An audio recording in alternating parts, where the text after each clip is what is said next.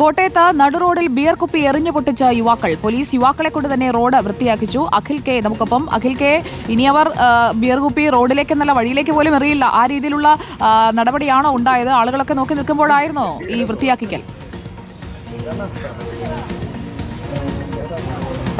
സുജിയ, തീർച്ചയായും ഇന്നലെ രാത്രി 10:00 കൂടിയാണ് സംഭവം ഉണ്ടാകുന്നത്. KSRTC സമരം, കോട്ടയം KSRTC സ്റ്റാൻഡിന് പരിസരത്ത് വെച്ചാണ് സംഭവം ഉണ്ടായത്.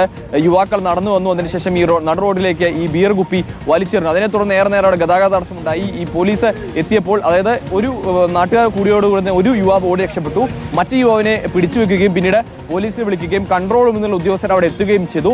ഇവരെത്തിയ സമയത്ത് മറ്റേ എറിഞ്ഞു പൊട്ടിച്ച യുവാവാണ് ഓടി രക്ഷപ്പെട്ടത്. ആ യുവാവിനെ പിന്നീട് പോലീസ് തന്നെ വിളിച്ചു വരുത്തിയ ശേഷമാണ് ഈ ചൂലുകൊണ്ട് ആ റോട്ടിൽ ചിതറിക്കടന്നിരുന്ന കുപ്പിച്ചിൽ മുഴുവൻ അടിച്ച് വൃത്തിയാക്കിച്ചത്. ഒരുപക്ഷെ ഇപ്പോൾ നമ്മൾ നിരവധിയായി കേൾക്കുന്നതാണ് ഈ പോലീസിന്റെ മർദ്ദനമൊക്കെ കേൾക്കുന്നു. പക്ഷേ ഇതൊരു മാതൃകാപരമായ ഒരു നടപടിയായിട്ട് വേണമെങ്കിൽ നമുക്ക് കാണാമെന്നുള്ളതാണ്. കാരണം ഇത്തരത്തിൽ സമൂഹത്തിനും നാട്ടുകാർക്കും ഒക്കെ തന്നെ ബുദ്ധിമുട്ടുണ്ടാക്കുന്ന ആളുകളെ മാതൃകാപരമായി തന്നെ അവരെ കൊണ്ട് തല്ലുകയോ അല്ലെങ്കിൽ മറ്റ് നടപടിയെടുക്കുകയല്ല ചെയ്ത് അവരെ കൊണ്ട് ആ റോഡ് അവരെ കൊണ്ട് തന്നെ ആ ചില്ലുകളൊക്കെ തന്നെ അവരെ കൊണ്ട് തന്നെ ഒരു വീട്ടിനുള്ളിൽ നമ്മൾ വീട്ടിനുള്ളിൽ കുപ്പിയൊക്കെ പൊട്ടിക്കഴിഞ്ഞാൽ നമ്മൾ അടിച്ചു വരുന്ന പോലെ തന്നെ ആ യുവാക്കളെ കൊണ്ട് തന്നെ അത് മാതൃകാപരമായി അടിച്ച് വൃത്തിയാക്കി വശത്തേക്ക് കൊണ്ടുപോയി പിന്നെ സ്റ്റേഷനിലേക്ക് കൊണ്ടുപോയി ഈ വിഷയത്തിൽ പൊതു ഇടത്ത് ഒരു ബുദ്ധിമുട്ടുണ്ടാക്കിയതിനെ പെറ്റി അടച്ച് വിടുകയും ചെയ്തു എന്നുള്ളത് തന്നെയാണ്. ഇന്നലെ രാത്രി 10:00 കൂടിയാണ് ഈ സംഭവം കോട്ടയത്തുണ്ടായത്. ഈ നാട്ടുകാരൊക്കെ തന്നെയാണ് ഒരു യുവാവിനെ പിടിച്ചു വെച്ച നാട്ടുകാരൊക്കെ തന്നെ ഉണ്ടായിരുന്നു. അവരെ മുമ്പിൽ വെച്ചാണ് ഇത്തരത്തിൽ സമീപത്തെ കടലിൽ നിന്നും ചൂല് വാങ്ങിക്കൊണ്ടുവന്ന പോലീസിന്റെ ഈ നടപടി ഉണ്ടായിരിക്കുന്നത്. സുജയ, വിവരങ്ങൾ നൽകിയത് അഖിൽ കെ.